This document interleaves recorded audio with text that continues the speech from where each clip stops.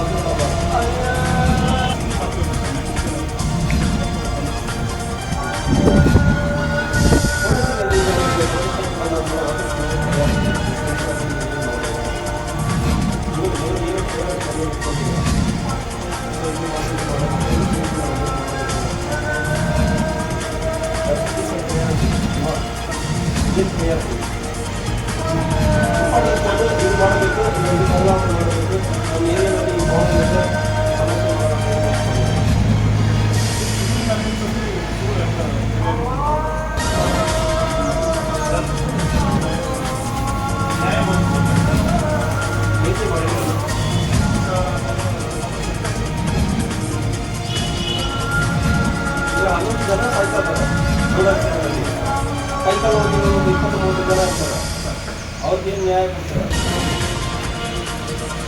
ಹೀಗೆ ನ್ಯಾಯ ಕೊಡೋದು ಅವಾಯ್ಡ್ ಮಾಡಿ, ಈಗ ಅವಾಯ್ಡ್ ಮಾಡಿ.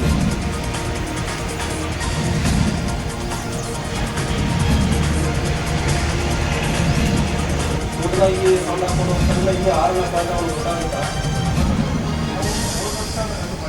ಎಷ್ಟಿದೆ ಸರ್? ಇನ್ಸ್ಪೆಕ್ಟರ್ ಇದೇ ಥರ ಈಗ ನಾವು ಬರುವಾಗ ನಾವು ನಮ್ಮ ಗಾಡಿ ಬರುವಾಗ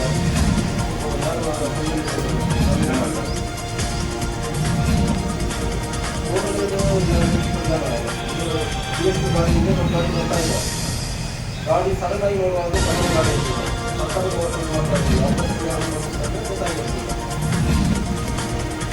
ರೋಡ್ ಆಗ್ತಂದ್ರೆ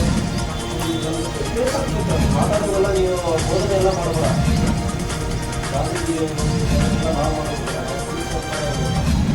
ಕರ್ಕೊಂಡು ಬಂದು 4 ಸ್ಟೇಷನ್ ಇಲ್ಲಿ ಸುತ್ತಮುತ್ತ ನಿಲ್ಲಿಸಿ ಅಂದರೆ ಹೋಗೋನೆಲ್ಲ ನೋಡ್ಕೊಂಡು ಹೋಗ್ತಾರೆ. ರಾತ್ರಿಯಲ್ಲಿ ಆರಾಮಾಗಿ ಕೂತ್ಕೊಂಡು ಗಾಡಿ ಓಡಿಸ್ತಾರೆ. ನಮ್ಮ ಸರಿಯಾಗಿ ಒಂದು ರಿಪೇರ್ ಆಗಬೇಕು, ಬೇಕಾಗಬೇಕು ಜೊತೆಗೆ ಯಾರಿದ್ದಾರೆ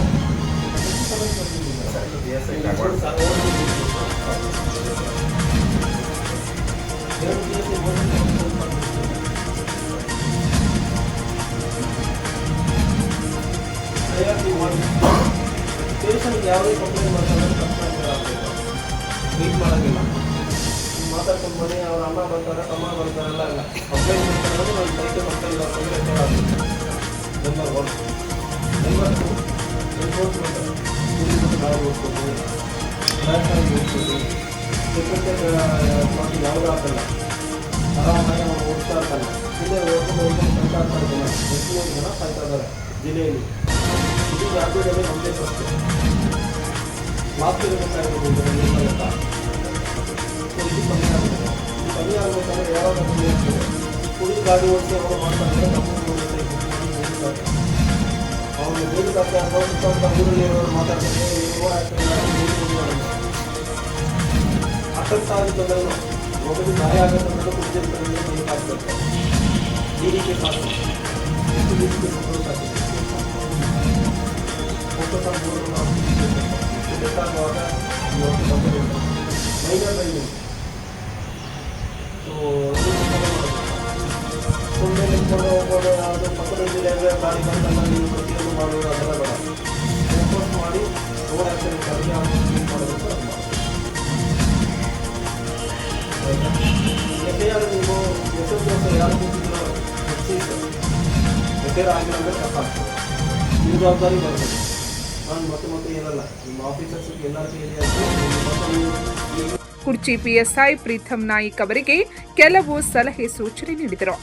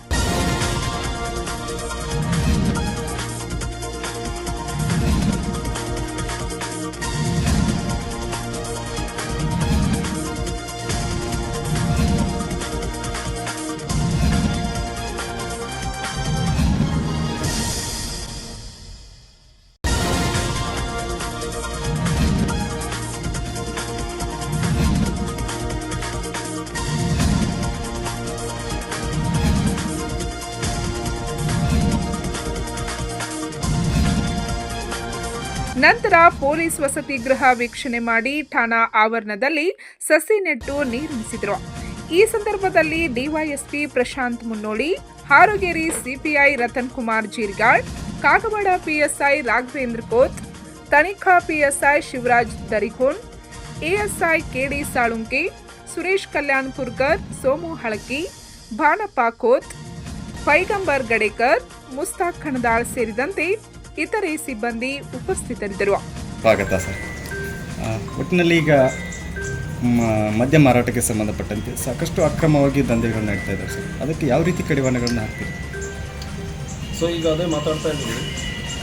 ಯಾರು ಸಪ್ಲೈ ಮಾಡ್ತಾರೋ ಅಂಗಡಿಯಲ್ಲಿ ಈಗ ಸಿಗ್ತದೆ, ಒಂದು ಕ್ವಾಂಟಿಟಿ ಜಾಸ್ತಿ ಸಿಗುವ ಸಂದರ್ಭದಲ್ಲಿ ಅವರು ಪರ್ಚೇಸ್ ಮಾಡಿ ಬಂದಿರಬೇಕಲ್ಲ, ಯಾವ ಬಾರಲ್ಲಿ ಪರ್ಚೇಸ್ ಮಾಡಿ ಬಂದಿರಬೇಕಲ್ಲ, ಅಷ್ಟು ಕ್ವಾಂಟಿಟಿ ಒಬ್ಬರಿಗೆ ಅವರು ಹೆಂಗೆ ಸೇಲ್ ಮಾಡ್ತಾರೆ ಅಂದರೆ ಅವರ ಮೇಲ್ಗಡೆ ಕಾನೂನು ರೀತಿಯಲ್ಲಿ ಕ್ರಮ ಕೈಗೊಳ್ಳಿ.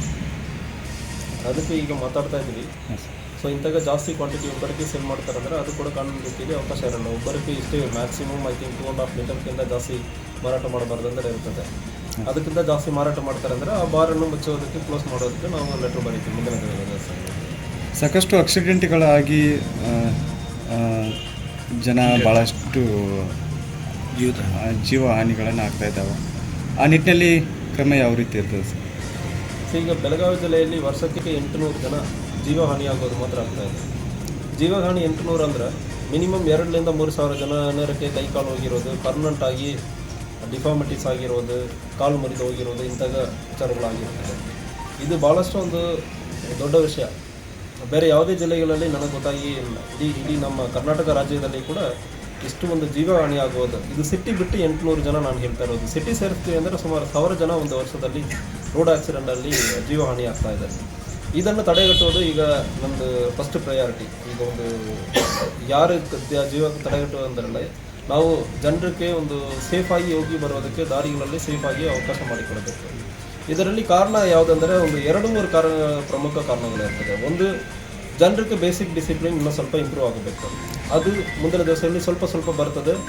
ಅವರು ರೋಡ್ ರೂಲ್ಸನ್ನು ಫಾಲೋ ಮಾಡಬೇಕು. ಅದು ಬಿಟ್ಟು ನಮ್ಮಲ್ಲಿಂದ ಪೊಲೀಸ್ ಇಲಾಖೆಯಿಂದ ಮಾಡಬೇಕಾಗಿರೋ ಕೆಲಸ, ಈಗ ಕಬ್ಬಿನ ಸೀಸನ್ ಇರೋ ಸಂದರ್ಭದಲ್ಲಿ ಕಬ್ಬಿನ ಟ್ರ್ಯಾಕ್ಟರಲ್ಲಿ ಹೊಡ್ಕೊಂಡು ಸಾಯ್ತಾ ಇರೋದು ಜಾಸ್ತಿ ಇರ್ತದೆ. ರೋಡ್ ಸೈಡಲ್ಲಿ ಪಾರ್ಕ್ ಮಾಡ್ತಾ ಇರ್ತಾರೆ, ಯಾರಿಗೂ ಗೊತ್ತಾಗಲ್ಲ. ಈಗ ನಮ್ಮ ಗಾಡಿ ಬರುವಾಗಲೂ ಕೂಡ ರೋಡ್ ಸೈಡಲ್ಲಿ ಒಂದು ಕಬ್ಬಿನ ಗಾಡಿ ಸಡನ್ ಆಗಿ ಮುಂದೆ ಹೋಗೋ ಗಾಡಿ ಬರುವಾಗ ಅದು ಮೂವಿಂಗಲ್ಲಿ ಇದೆ ಅಂದ್ರೆ ಅನ್ಕೊಂಡಿದ್ದೀವಿ, ಹತ್ತಿರ ಬರುವಾಗ ಗೊತ್ತಾಗಿದೆ ಅದು ನಿಂತಿದೆ ಅಂದರೆ. ಸೊ ಇಂಥ ಸಂದರ್ಭದಲ್ಲಿ ಆಕ್ಸಿಡೆಂಟ್ ಆಗೋದಕ್ಕೆ ಅವಕಾಶ ಇರ್ತದೆ. ರಿಫ್ಲೆಕ್ಟರ್ ಟೇಪ್ ಇಲ್ಲದೆ ಯಾವುದೇ ಗಾಡಿಯನ್ನು ಕೂಡ ರಾತ್ರಿಯಲ್ಲಿ ನಿಲ್ಲಿಸಿರುತ್ತಂದ್ರೆ ಅವ್ರ ಮುಂದೆ ಕೇಸ್ ಮಾಡಬೇಕಂದ್ರೆ ಸೂಚನೆ ನೀಡಿದ್ದೀನಿ. ಇಡೀ ಜಿಲ್ಲೆ ಕೊಟ್ಟು ಸೂಚನೆ ನೀಡಿದ್ದೀನಿ. ಎರಡನೇದು, ರಿಫ್ಲೆಕ್ಟರ್ ಕ್ಲಾತ್ ಇರ್ತದೆ ಹಿಂದುಗಡೆ ಗಾಡಿ ಮೂವಿಂಗಲ್ಲಿ ಇರುವಾಗ ರಾತ್ರಿಯಲ್ಲಿ, ಹಗಲಲ್ಲಿ ಇರಲಿ ರಾತ್ರಿಯಲ್ಲಿ ಇರಲಿ, ಆ ರಿಫ್ಲೆಕ್ಟರ್ ಕ್ಲಾತ್ ಹಾಕಿಕೊಂಡೇ ಕಡ್ಡಾಯವಾಗಿ ಹೋಗಬೇಕು, ಇಲ್ಲಾಂದರೆ ಅದಕ್ಕೆ ಕೇಸ್ ಮಾಡೋಕ್ಕೆ ಹೇಳಿದ್ದೀನಿ. ಮೂರನೇದು, ಸೌಂಡ್ ಸಿಸ್ಟಮ್ ಹಾಕ್ಕೊಂಡು ತುಂಬ ಸೌಂಡ್ ಇಟ್ಕೊಂಡು ಓಡ್ತಾ ಇರ್ತಾರೆ. ಹಿಂದೆ ಅವ್ರು ಆರನ್ ಹಾಕೋದು ಗೊತ್ತಾಗಲ್ಲ, ಹಿಂದೆ ಏನಾಗುತ್ತೆ ಅಂದ್ರೆ ಈ ಡ್ರೈವರ್ಗಳಿಗೆ ಗೊತ್ತಾಗಲ್ಲ. ಅದನ್ನು ಬಿಚ್ಚಕ್ಕೆ ಹೇಳಿದ್ದೀವಿ ಮತ್ತು ಅದಕ್ಕೆ ಕೇಸ್ ಮಾಡೋಕ್ಕೆ ಹೇಳಿದ್ದೀವಿ. ಮತ್ತು ಡ್ರಂಕ್ ಆ್ಯಂಡ್ ಡ್ರೈವ್, ಕುಡಿದುಬಿಟ್ಟು ಗಾಡಿ ಚಲಾಯಿಸುವುದು. ಸೊ ಅದಕ್ಕೆ ಯಾವುದೇ ಕಾರಣಕ್ಕೆ ಅವಕಾಶ ಇಲ್ಲ. ಅದು ಆಫೀಸರ್ಸ್ಗೆ ಹೇಳಿದ್ದೀನಿ, DSP ಅವ್ರಿಗೆ ಪರ್ಸನಲಾಗಿ ಸೂಚನೆಯನ್ನು ಕೊಟ್ಟಿದ್ದೀನಿ. ಈಗ ನಮ್ಮ ಪ್ರಯಾರಿಟಿ, ನಮಗೆ ಕೊಟ್ಟಿರೋ ಒಂದು ಜವಾಬ್ದಾರಿ, ಫಸ್ಟ್ ಪ್ರಯಾರಿಟಿ ಜನರನ್ನು ಒಂದು ಈ ವರ್ಷಕ್ಕೆ ಒಂದು 200 ಜನ ಜೀವವನ್ನು ಉಳಿಸ್ತೀವಿ ಅಂದರೆ ಅದಕ್ಕಿಂತ ದೊಡ್ಡ ವಿಷಯ ನಮಗೇನಿಲ್ಲ. ಅದು ಪ್ರಯಾರಿಟಿ ಇರುತ್ತೆ. ಮತ್ತು ಸಣ್ಣ ಮಕ್ಕಳ ಕೈಯಲ್ಲಿ ಗಾಡಿ ಕೊಡಿಸಿರಂದ್ರೆ ತಂದೆ ತಾಯಿ ಮಾಲ್ಗಳಲ್ಲಿ ಕೇಸ್ ಮಾಡ್ತೀವಿ. ಸೊ ನಾವು ಈಗ ಒಂದು ಕುಡಿದುಬಿಟ್ಟು ಒಬ್ಬರು ಗಾಡಿ ಓಡಿಸ್ತಾರಂದ್ರೆ ಅದು ಸುಮ್ಮನೆ ರೋಡ್ ಆಕ್ಸಿಡೆಂಟ್ ಅಂದರೆ ಕನ್ಸಿಡರ್ ಮಾಡಲ್ಲ. ಕಲ್ಪಬಲ್ ಹೋಮಿಸೈಡ್ ಅಂದರೆ ಮಾಡ್ತೀವಿ. ಅದು ಕೊಲೆಗೆ ಸಮಾನ. ಕೊಲೆಯಲ್ಲಿ ಉದ್ದೇಶ ಇರ್ತದೆ, ಇದರಲ್ಲಿ ಉದ್ದೇಶ ಇಲ್ಲ. ಶಿಕ್ಷೆನೂ ಕೂಡ 10 ವರ್ಷ ಬರ ಇರ್ತದೆ.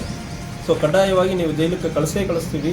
ಕುಡಿದುಬಿಟ್ಟು ನೀವು ಗಾಡಿ ಓಡಿಸ್ತೀರಂದ್ರೆ ಅದು ಅವರು ಸಾಯಲಿ, ಒಂದು ಸಣ್ಣ ಆಕ್ಸಿಡೆಂಟ್ ಆಗುತ್ತಂದ್ರೆ ನಿಮ್ಮ ಮೇಲ್ಗಡೆ ಅಟೆಂಪ್ಟ್ ಟು ಮರ್ಡರ್ಗೆ ಎಷ್ಟು ಈಕ್ವಲೆಂಟ್ ಇರೋದು ಅದೇ ಸೆಕ್ಷನ್ ಹಾಕಿ ನಿಮ್ಮನ್ನು ಜೈಲಿಗೆ ಕಳಿಸ್ತೀವಿ ನೀವು ಕುಡಿದುಬಿಟ್ಟು ಗಾಡಿ ಓಡಿಸ್ತೀರಂದ್ರೆ. ಸೊ ಈ ಸೂಚನೆ ಎಲ್ಲರಿಗೂ ನಾವು ಪ್ರತಿಯೊಬ್ಬರಿಗೂ ನಾವು ಅವೇರ್ನೆಸ್ ಕ್ರಿಯೇಟ್ ಮಾಡೋದೆಲ್ಲ ಸುಮಾರು ವರ್ಷಗಳಿಂದ ನಡೀತಾ ಇದೆ. ಈಗ it is a time for enforcement. ಇದು ಖಂಡಿತವಾಗಿ ನಾವು ಮಾಡ್ತೀವಿ. ಓಕೆ, ಕಿಡಿಗೇಡಿಗಳು ಶಾಲಾ ಕಾಲೇಜ್ ಮುಂದೆ ಬಿಟ್ಟ ನಂತರ ಬೈಕ್ಗಳನ್ನು ಜಾಸ್ತಿ ಆವಾಜ್ ಮಾಡಿಕೊಂಡು ಹಾರ್ನ್ ಹೊಡ್ಕೊಳ್ಳೋದು ಮತ್ತು ರೇಸ್ ಮಾಡುವಂಥ ಕೆಲಸಗಳನ್ನು ಬೆಳಗಾವಿ ಡಿಸ್ಟ್ರಿಕ್ಟಲ್ಲಿ ಭಾಳಷ್ಟು ನಡೀತದೆ. ಆ ವ್ಯಕ್ತಿಗಳ ವಿರುದ್ಧ ಏನು? So same voice applicable, rash and negligent driving. So rash and negligent ಬೇಜವಾಬ್ದಾರಿ ವಿಧಾನದಿಂದ ಗಾಡಿ ಓಡಿಸೋದು ಮತ್ತು ವೀಲಿಂಗ್ ಮಾಡ್ತದೆ ಅಂದರೆ ಅದಕ್ಕೂ ಕೂಡ ವೀಲಿಂಗ್ ಮಾಡಿಸುವಾಗ ಯಾರಿಗೂ ಏನೋ ಒಂದು ಆಗುತ್ತದೆ, ಅದಕ್ಕೂ ಕೂಡ ಗಾಡಿ ಸೀಸ್ ಮಾಡ್ತೀವಿ ಮತ್ತು ಅವ್ರು ಅರೆಸ್ಟ್ ಮಾಡಿ ಜೈಲಿಗೆ ಕಳಿಸ್ತೀವಿ. ವೀಲಿಂಗ್ ಮಾಡಿಸೋದು, ತುಂಬ ಬೇಜವಾಬ್ದಾರಿತನದಿಂದ ಗಾಡಿ ಓಡಿಸೋದು. ಸೊ ಒಂದು ಸ್ಟೇಷನ್ಗೆ ಬಂದು ಕಂಪ್ಲೇಂಟ್ ಕೊಡಬಹುದು. ಇಲ್ಲಾಂದರೆ ನೀವು ಸೋಷಿಯಲ್ ಮೀಡಿಯಾನಲ್ಲಿ ಇದು ಎಸ್ಕಲೇಟ್ ಮಾಡ್ತೀರಂದ್ರೆ ಕೂಡ ನಮ್ಮ ಕೊಡಗು ಜಿಲ್ಲಾ ಪೊಲೀಸ್ ವರಿಷ್ಠಾಧಿಕಾರಿ ಅವರ ಸೋಷಿಯಲ್ ಮೀಡಿಯಾನಲ್ಲಿ ನೀವು ಮಾಡುವ ಸಂದರ್ಭದಲ್ಲಿ ಅದನ್ನು ನಾವು ಟೀಮ್ ಇಟ್ಕೊಂಡು ಮಾನಿಟರ್ ಮಾಡ್ತಾ ಇದ್ದೀವಿ. ಯಾರದು ಬರ್ತಂದ್ರೆ ನಾವು ಕಾನೂನು ರೀತಿಯಲ್ಲಿ ಕ್ರಮ ಕೈಗೊಳ್ತೀವಿ. ಸರ್, ಕುರ್ಚಿಯಲ್ಲಿ ಸರ್ ಟ್ರಾಫಿಕ್ ಪ್ರಾಬ್ಲಮ್ ಭಾಳ ಇದೆ ಸರ್. ಸಾಯಂಕಾಲ 5ರಿಂದ ರಾತ್ರಿ 9 ಗಂಟೆವರೆಗೆ ಸರ್ ಮೇನ್ ಮಾರ್ಕೆಟ್ನಲ್ಲಿ ಭಾಳಷ್ಟು ಟ್ರಾಫಿಕ್ ಸಮಸ್ಯೆ ಆಗ್ತೈತೆ ಸರ್. ಈಗಾಗಲೇ ನಾವು ಟ್ವಿಟರ್ನಾಗ ಹಾಕಿದ್ದೀವಿ, ಅವಾಗ ಆ್ಯಕ್ಷನ್ ಆಗಿದೆ ಸರ್. ಸ್ವಲ್ಪ ಈಗ ಅದ್ರ ಮೇಲೆ ಸ್ವಲ್ಪ ಲಕ್ಷ್ಯ ಕೊಡಬೇಕಂತ ಪ್ಲೀಸ್ ರಿಕ್ವೆಸ್ಟ್ ಸರ್. ಸೊ ಇದು ಟ್ರಾಫಿಕ್ ಇಶ್ಯೂ ನಮ್ಮದು ಒಬ್ಬರದ್ದು ಮಾತ್ರ ಇರಲ್ಲ, ದಯವಿಟ್ಟು ಜನ ಅರ್ಥ ಮಾಡ್ಕೊಳ್ಬೇಕು. ಒಂದು ಲೋಕಲ್ ಬಾಡಿ ಇರ್ತದೆ, ಇನ್ನೊಂದು ಮನೆ ಕಟ್ಟುವವರು ಪ್ರತಿಯೊಬ್ಬರು ಪಾರ್ಕಿಂಗ್ ಸ್ಥಳ ಇಲ್ಲದೆ ಗಾಡಿ ಮಾತ್ರ ಇರ್ತದೆ, ಪಾರ್ಕಿಂಗ್ ಸ್ಥಳ ಇಲ್ಲ, ರೋಡಲ್ಲಿ ಪಾರ್ಕ್ ಮಾಡ್ತಾರೆ. So end of the day police ಕಡೆ ಬಂದ್ಬಿಟ್ಟೆ ನೀವು ನಮಗೆ ಗಾಡಿ ಓಡಾಡೋಕ್ಕೆ ಅವಕಾಶ ಇಲ್ಲ ಅಂದರೆ ಒಂದು ಲೋಕಲ್ ಬಾಡಿ ಎನ್ಫೋರ್ಸ್ ಮಾಡಬೇಕಾದ್ರು ನಮ್ಮ ಜೊತೆಗೆ ನಿಂತ್ಕೊಂಡು ಪರ್ಮಿಷನ್ನೇ ಕೊಡಬಾರ್ದು. ಅವ್ರಿಗೆ ಪಾರ್ಕಿಂಗ್ ವ್ಯವಸ್ಥೆ ಇಲ್ಲ ಅಂದರೆ ಅದು ರೆಡಿ ಮಾಡಿಕೊಂಡು ಗಾಡಿ ತೊಗೊಳ್ಬೇಕು. ಸೊ ಆಲ್ಮೋಸ್ಟ್ ಯಾರು ಕೂಡ ಇಲ್ಲಿ ಪಾರ್ಕಿಂಗ್ ಇಟ್ಕೊಂಡು ಪ್ರಾಪರಾಗಿ ಕಟ್ಟೋದು ಅರ್ಧ ಜನನೂ ಇಲ್ಲ. ಸೊ ರೋಡಲ್ಲಿ ಪಾರ್ಕ್ ಮಾಡೋದು ಒಂದು. ಇನ್ನೊಂದು ಯಾವುದೇ ಒಂದು ಸಂತೆ ಯಾವುದೇ ಇರುವ ಸಂದರ್ಭದಲ್ಲಿ ಅಲ್ಲಿ ಪಾರ್ಕಿಂಗ್ಗೆ ನಾವು ವ್ಯವಸ್ಥೆ ಮಾಡಿರಬೇಕು. ಸೊ ಯಾವುದೋ ಒಂದು ಪಾರ್ಕಿಂಗ್ ವ್ಯವಸ್ಥೆ ಮಾಡದೆ ಈಗ ಜನ ಸಂತೆಗೆ ಬರಲೇಬೇಕಾಗುತ್ತದೆ, ಎಲ್ಲಿ ಪಾರ್ಕ್ ಮಾಡ್ತಾರೆ ಜನ. So this difficulty will continue. ಇದು ನಾವು ಜೊತೆಗೆ ಇದು ಎಲ್ಲ ಇಲಾಖೆಯಿಂದ ಸೇರಿ ಮಾಡೋದು ಮತ್ತು ಸಾರ್ವಜನಿಕರು ನಿಮಗೆ ತಿಳುವಳಿಕೆ ಇರಬೇಕಾ. ಇದು ನಾವು ಮಾತ್ರ ಬಂದ್ಬಿಟ್ಟು ಗಾಡಿ ಎಲ್ಲ ನಮ್ಮ ತಲೆ ಮೇಲೆ ಎತ್ಕೊಂಡು ಹೋಗಿ ನಿಮಗೆ ಅವಕಾಶ ಮಾಡಿಕೊಡೋದು ಕೆಲಸ ಅಲ್ಲ. ಸಾರ್ವಜನಿಕರ ಜವಾಬ್ದಾರಿ ಇರುತ್ತದಲ್ಲ. ನಿಮ್ಮ ಗಾಡಿ ಒಂದು ರೋಡಲ್ಲಿ ಸೈಡಲ್ಲಿ ನಿಂತ್ಬಿಟ್ಟು ನೀವು ಹೋಗ್ತೀರಂದ್ರೆ ಹೆಂಗೆ ಆಗುತ್ತದೆ. ಸ್ವಲ್ಪ ಜವಾಬ್ದಾರಿಯಿಂದ ಗಾಡಿ ಓಡಿಸ್ತೀವಿ ಸರ್. ಇನ್ನೊಂದು ಇಂಟರ್ನಲ್ಲಿ ಇಲಾಖೆಯಲ್ಲಿನೇ ಕೆಲವೊಂದಿಷ್ಟು ಜನ ಒಬ್ಬರು ಇಬ್ಬರು ಮಾಡಿದ್ದಕ್ಕೆ ಇಲಾಖೆಗೆ ಕೆಟ್ಟ ಹೆಸರು ಬರ್ತಾ ಇರೋದು. ಆ ನಿಟ್ಟಿನಲ್ಲಿ ಇಲಾಖೆಯಲ್ಲಿನೂ ಸಹಿತ ಏನೋ FIR ಆಗಿರೋದಿಲ್ಲ, ಯಾವುದೇ ನೋಟಿಸ್ ಕೊಡಲಾರ್ದೆ ಮನೆಗೆ ಹೋಗಿ ಆ ವ್ಯಕ್ತಿಗಳನ್ನು ಕರ್ಕೊಂಡು ಬಂದು ಸ್ಟೇಷನ್ನಲ್ಲಿ ಮತ್ತೊಬ್ಬರ ಪಾರ್ಟಿಯನ್ನು ಕರೆಸಿ ಅಲ್ಲಿ ಹೆದರಿಸೋದು ಬೆದರಿಸೋದು ಮಾಡ್ತಾಯಿದ್ದಾರೆ. ಆ ನಿಟ್ಟಿನಲ್ಲಿ ಇಲಾಖೆಯಲ್ಲಿ ಇಂಟರ್ನಲ್ಲಿ ಯಾವ ರೀತಿ ಕಂಟ್ರೋಲ್ ಮಾಡ್ತೀರಾ ಸರ್? ಸೊ ಇಲಾಖೆಯಲ್ಲಿ ಇನ್ಸ್ಟ್ರಕ್ಷನ್ ಕ್ಲಿಯರ್ ಇದೆ. ಇವತ್ತು ಪೊಲೀಸ್ ಕಾನ್ಸ್ಟೇಬಲ್ ಮೇಲೂ FIR ಮಾಡಿದ್ದೀವಿ. ಯಾರು ತಪ್ಪು ಮಾಡ್ತಾರೆ ಅನ್ನೋದು FIR ಮಾಡ್ತೀವಿ. 1. 2, FIR ಮಾಡದೆ ರಾಜ್ಯ ಪಂಚಾಯತ್ಗೆ ಅವಕಾಶ ಇಲ್ಲಂದರೆ ಆಲ್ರೆಡಿ ಸೂಚನೆ ಕೊಡಲಾಗಿದೆ. ಸೊ ಯಾವುದೇ ಒಂದು FIR ಮಾಡದೆ ನಿಮ್ಮ ಕರ್ಕೊಂಡು ಬರೋದು, ತೊಂದರೆ ಕೊಡೋದು ಯಾವುದು ಮಾಡ್ತಾರೆ ಅಂದರೆ ನಮ್ಮ ಗಮನಕ್ಕೆ ತಗೊಂಡು ಈಗಾಗಲೇ ರಾಯಬಾಗ್ ಪೊಲೀಸ್ ಸ್ಟೇಷನಲ್ಲಿ ಅರ್ಭಾಮಿ ಅನ್ನುವಂಥ ಪೊಲೀಸರು ಮತ್ತು ಕೇಸ್ ವರ್ಕರು ಕರೋಶಿ ಅನ್ನುವಂಥವ್ರು ಮತ್ತು ಇನ್ನೊಬ್ಬರು ಹೊಸವಾಗಿ ಅಲ್ಲಿ ಬಂದಿದ್ದಾರೆ. ಅವರೆಲ್ಲರೂ ಹೋಗಿ ಒಬ್ಬ ವ್ಯಕ್ತಿನನ್ನು ಕರ್ಕೊಂಡು ಬಂದು ಅವನ್ನ ಹೆದರಿಸೋದು, ಮೇನ್ ನಿಯರೆಸ್ಟ್ ಹಾದಿಯನ್ನು ಬಿಟ್ಟು ಬೇರೆ ಕಡೆ ಸುತ್ತಾಡಿಕೊಂಡು ಆ ವ್ಯಕ್ತಿಯನ್ನು ತಂದು ಪೊಲೀಸ್ ಸ್ಟೇಷನಲ್ಲಿ ಹೆದರಿಸುವಂಥ ಕೆಲಸ ಆಯಿತು. ಮೊನ್ನೆ 6ನೇ ತಾರೀಕು ತಮ್ಮ ಗಮನಕ್ಕೂ ಮನವಿಯನ್ನು ಕೊಟ್ಟಿದ್ದೀನಿ ಅಂತ ಹೇಳ್ತಾ ಇದ್ದಾರೆ. ಯಾವ ಕೇಸ್ ಅಂದರೆ ನಮ್ಗೆ ಗೌರವ ಬಂದಿಲ್ಲ, ಗಮನಕ್ಕೆ ಬಂದಿಲ್ಲ ಇಲ್ಲ. ಯಾವ ಕೇಸ್ ಅಂದರೆ ಪರ್ಟಿಕ್ಯುಲರ್ ಕೇಸ್, ಬೇರೆ ಯಾವುದೋ ಮರ್ಡರ್ ಕೇಸ್ ಎಲ್ಲ ಅಟೆಂಪ್ಟ್ ಮಾಡಿ ಯಾವುದೇ ಮರ್ಡರ್ ಇಲ್ಲ. ಈಗಾಗಲೇ ಆ ವ್ಯಕ್ತಿ ಮೇಲೆ ಒಂದು ಜಾತಿ ನಿಂದನೆ ಕೇಸನ್ನು FIR ಮಾಡ್ತಾರೆ. ಆಗಿರ್ತದೆ. ಅದಾದ ನಂತರ ಅದನ್ನು B ರಿಪೋರ್ಟು ಆಗುತ್ತೆ. ಏನೇ ಒಂದು ಸಮಸ್ಯೆಗಳಾದರೂ ಸಹಿತ ವ್ಯಕ್ತಿಗಳನ್ನ ಕರ್ಕೊಂಡು ಬಂದು ವಿಚಾರಣೆ ಮಾಡೋದು. ಕ್ಲಾರಿಟಿ ಕೊಡೋಕ್ಕೆ ಇಷ್ಟಪಡ್ತೀನಿ. ಹಾಂ ಸರ್. ಎಕ್ಸ್ಕ್ಲೂಸಿವ್ ಆಗಿ ನೀವು ಕಂಪ್ಲೇಂಟಲ್ಲಿ ಬರೆದು ಈಗ ಕೊಡಿ. ಒಂದು ವೇಳೆ ಕಾನೂನು ರೀತಿಯಲ್ಲಿ ತಪ್ಪು ಮಾಡಿದ್ದಾರೆ ಅಂದರೆ ಇಲಾಖೆ ಕೂಡ ನಾನು ಕ್ರಮ ಕೈಗೊಳ್ಳೋದಕ್ಕೆ ನಾವು ಯಾವುದೇ ಯೋಚನೆ ಮಾಡಲ್ಲ, 1 ನಿಮಿಷನೂ ಯೋಚನೆ ಮಾಡಲ್ಲ. ಸೊ ಎಕ್ಸಾಕ್ಟ್ಲಿ ಆ ಕೇಸಲ್ಲಿ ಅವ್ರು ಏನು ಮಾಡಿದ್ದಾರೆ, ಅವ್ರು ಅಮಾಯಕರಿದ್ದಾರೆ ಇಲ್ಲ ಅವ್ರು ತಪ್ಪು ಮಾಡಿದ್ದಾರೆ ಅಂದರೆ 100% ಕೇಸ್ ನಾವು ಮಾಡಿದ್ದೀವಿ ಅಂದರೆ FIR ಮಾಡಿಕೊಂಡು ಎತ್ಕೊಂಡು ಬಂದೇ ಬರ್ತೀವಿ. ಅದರಲ್ಲಿ ದರ್ ಇಸ್ ನೋ ಎಕ್ಸ್ಕ್ಯೂಸ್. ಅವ್ರ ಅಮಾಯಕರಿದ್ದು ಅವ್ರಿಗೆ ಅನ್ಯಾಯ ಆಗಿದೆ ಅಂದರೆ ನೀವು ಹೇಳಿ, ನಾನು ಇಲಾಖೆ ಮೇಲ್ಗಡೆ ಕ್ರಮ ಕೈಗೊಳ್ತೀನಿ.